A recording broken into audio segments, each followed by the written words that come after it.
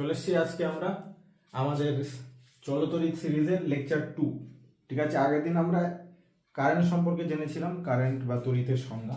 আজকে আমরা পড়বো বিভব প্রভেদ বা ওহমের সূত্র। ঠিক আছে, ছোট ক্লাসে তো বিভব প্রভেদ অত ডিটেলসে নেই, আমি সংক্ষেপে বলে দিচ্ছি যে বিভব অ্যাকচুয়ালি কি। আমরা যেহেতু পরিবাহী দিয়ে বুঝছি, তো পরিবাহী দিয়ে আমরা মানে জিনিসটাকে বোঝার চেষ্টা করি। এটা একটা পরিবাহী তার আছে, এর দুটো প্রান্ত, এই দুটো প্রান্তের এমন একটা অবস্থা, কি এমন একটা অবস্থা, ভোল্টেজ বা বিভব হলো এই পরিবাহীটার দুটো অংশের এমন একটা অবস্থা। বিভবকে আমরা বলি ভোল্টেজ, তাই এটাকে ভি দিয়ে বোঝাবো। তাহলে সাপোজ এটা V1 আর এটা V2, তো এই দুটো বিভব আলাদা। তার মানে কি, বিভব হলো পরিবাহীর এমন একটা অবস্থা যার জন্য এক বিভব থেকে আরেক বিভব কি হয়, তড়িৎ প্রবাহ হয়। এবার আমি যদি বলি এই V1 থেকে V2 এর দিকে আমার I তড়িৎ প্রবাহ হচ্ছে, তাহলে এখানে বুঝতে হবে যে V1টা V2 এর থেকে বেশি বা বড়। তার মানে কি, তড়িৎ প্রবাহ আমার কি হয়, উচ্চ বিভব থেকে নিম্ন বিভবে হয়। তড়িৎ প্রবাহ কি হয়, উচ্চ বিভব থেকে নিম্ন বিভবের দিকে হয়। উচ্চ বিভব থেকে নিম্ন বিভবের দিকে, বোঝা গেল? তাহলে তড়িৎ প্রবাহ আমার উচ্চ বিভব থেকে নিম্ন বিভব, যেহেতু এখানে V1টা বড়, তাই V1 থেকে V2 এর দিকে I কারেন্ট যাচ্ছে। বোঝা গেল? এবার বলছে যে এই তড়িৎ বিভব, তাহলে বিভবটা V1 বড় আর V2 বড়, তাহলে এই গোটাটাই তারের বরাবর আমার বিভব পার্থক্য কত? বিভব পার্থক্য কত?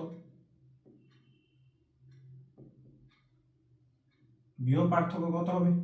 V1টা বড়, তাই V1 মাইনাস V2, এটাকে আমরা ডেল্টা ভি লিখতে পারি, আমরা যে ডেল্টা দিয়ে পার্থক্য বোঝাই। তাহলে বিভব পার্থক্য হলো delta V, V1 minus V2। এই বিভব পার্থক্যের জন্যই তড়িৎ প্রবাহিত হচ্ছে। এবার এই পরিবাহের যদি এইটা তো একটা তারের তৈরি। এবার আমরা যেমন ঘর্ষণ জানি, যে কোনো কিছুর উপর দিয়ে কোনো কিছু চললে কি হয়, সেটা তার বিরুদ্ধে বাধা বলের সৃষ্টি করে। ঠিক তেমনি একটা পরিবাহীর তারের ভিতর দিয়ে যখন তড়িৎ প্রবাহিত হয়, তখন সেই পরিবাহী তারটাও কিন্তু সেই তড়িৎ প্রবাহকে বাধা দেয়। সেই বাধাটাকে আমরা বলি পরিবাহীর রোধ। কি বলি? পরিবাহীর রোধ। সেটাও তড়িৎ প্রবাহের কি হয়, বাধা দেয়। মানে কি, তড়িৎ প্রবাহের বিপরীতে লাগে সবসময়। রোধ মানে হলো রেজিস্ট্যান্স, যেটাকে আমরা ক্যাপিটাল আর দিয়ে বুঝাই। বোঝা গেল? তখন আমাদের বিজ্ঞানী ওহম একটা সূত্র বলল যে একটা তড়িৎ পরিবাহী বরাবর ওর যে বিভব পার্থক্য ডেল্টা ভি, ঠিক আছে, সেটা তার সেই পরিবাহীর বিভব পার্থক্যের জন্য যে তড়িৎ প্রবাহ হচ্ছে তার সঙ্গে কি হবে, সমানুপাতিক। বোঝা গেল? Delta V proportional to I. ঠিক আছে, এবার এই সমানুপাতিক চিহ্ন তুললে আমরা জানি একটা ধ্রুবক আছে, সেটাই ধ্রুবকটাই হলো এখানে রোধ। বোঝা গেল? তাহলে সূত্রটা আমার কি হলো, ডেল্টা ভি সমান আই ইন্টু আর, বা V2 মাইনাস V1, বা এক্ষেত্রে V1 যেহেতু বড়, তাই V1 মাইনাস V2 সমান I ইন্টু আর। বোঝা গেছে? এই সূত্রটাই বিজ্ঞানী ওহম দিলেন, যে একটা তড়িৎ পরিবাহীর দু প্রান্তের যে বিভব পার্থক্য, সেই পার্থক্যটা ওই তড়িৎ প্রবাহিতে প্রবাহিত তড়িৎ আর ওই তড়িৎ পরিবাহীর রোধের গুণফলের সমান। বোঝা গেছে? এটাই হলো আমার ওহমের সূত্র। ঠিক আছে, এবার এই বিষয়ে আরো কিছু জিনিস যদি আমি সম্পর্ক কিছু আলোচনা করি, যেমন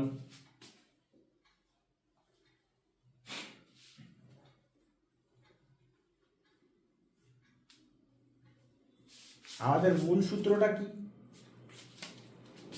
ডেল্টা ভি সমান আই আর। ঠিক, এবারে দুটো কেস আমরা আলোচনা করি। আচ্ছা, পরিবাহীর রোধটা কিন্তু পরিবাহীর উপাদানের উপর নির্ভর করে, যে কোন ধাতু দিয়ে আমার পরিবাহীটা তৈরি। একটাতে আমরা কি করব, তড়িৎ প্রবাহটা সেমই রাখবো, তড়িৎ প্রবাহ একই থাকবে, কিন্তু ভিন্ন ভিন্ন পরিবাহী, ভিন্ন ভিন্ন দুটি পরিবাহী নেব। মানে কি, দুটো আলাদা আলাদা ধাতু দিয়ে তৈরি বা পরিবাহী তার আছে, ঠিক আছে, কিন্তু দুটোর মধ্যে দিয়ে আমি একই পরিমাণ তড়িৎ পাঠাচ্ছি, তাহলে দুটোর মধ্যে দিয়ে আই পাঠাচ্ছি, বোঝা গেল। আর আরেক ক্ষেত্রে পরিবাহী তার একটাই থাকবে, পরিবাহী একটিই থাকবে, কিন্তু তড়িৎ প্রবাহ আলাদা আলাদা পাঠাবো, তড়িৎ প্রবাহ আলাদা আলাদা। মানে একটাই ধাতুর পরিবাহী আছে, একবার, ঠিক আছে, একবার এটা দিয়ে I1 কারেন্ট পাঠাচ্ছি, আরেকবার একই ধাতু দিয়ে I2 তড়িৎ পাঠাচ্ছি। আচ্ছা, এটা একই পরিবাহী তৈরি, তার জন্য আমার রোধটাও লিখে দিলাম R1 দুটোরই, তাহলে দুটার রোধ যেহেতু সেম, দুটা একই পরিবাহী। আর এক্ষেত্রে আইটা সেম, কিন্তু পরিবাহীগুলো আলাদা, মানে কি রোধ উপাদানগুলো আলাদা, বোঝা গেল? বোঝা গেল এই দুটো কেস। তাহলে এক্ষেত্রে কি হবে, এটা আমরা কেস 1 দিয়ে দিচ্ছি, আর এটা দিচ্ছি কেস 2, ঠিক আছে। এবার দেখবো যে আমার মূল সূত্রটা কি ছিল।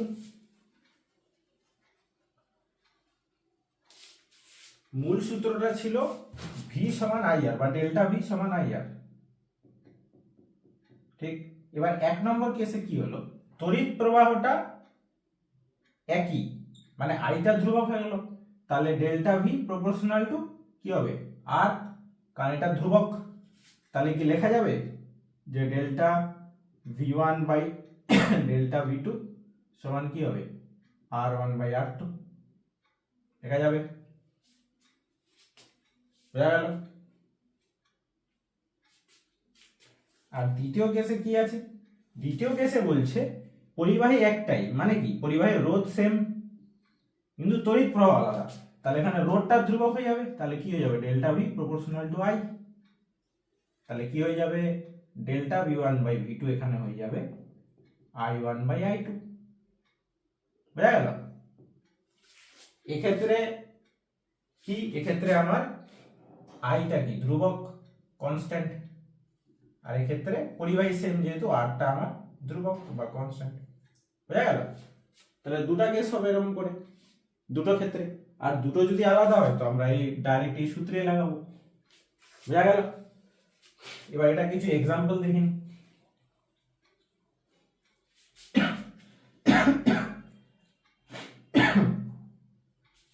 যেমন এই কেস, আচ্ছা ফার্স্ট কেসের একটা কোশ্চেন করে নিন, তড়িৎ প্রবাহ সেম থাকবে, তাহলে দুটা পরিবাহী নিলাম এ আর বি, এটা এ পরিবাহী এটা বি পরিবাহী, তাহলে দুটো রোধ আলাদা R1:R2।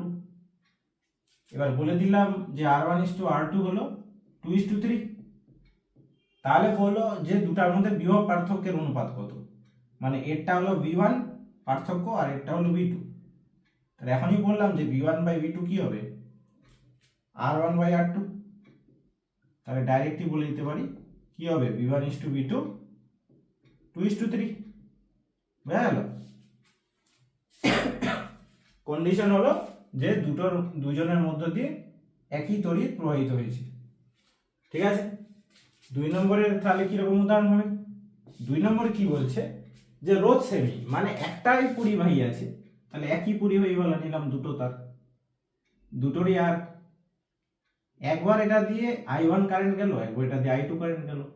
এবার যদি বলে দিই I1:I2 আমার 2:5, তাহলে বলো V1:V2 কত, তাহলে সেম V1 বাই V2 কি হবে I1 বাই I2 2/5, তাহলে এখানে V1:V2 আমার 2/5 হবে, বা V1:V2 যদি দেওয়া থাকতো তাহলে I1:I2 চেয়ে নিত, তাহলে ওইটাও বের করা যাবে, বোঝা গেল। তো এইভাবে আমরা দুটো কেসে করতে পারবো। আর যদি দুটোই ভ্যারি করে তাহলে আমরা নর্মাল জেনারেল ফর্মুলা লাগিয়ে দেবো। কি লাগাবো এই ফর্মুলাটা, যখন দুটো আই আর আর দুটোই ভ্যারি করছে,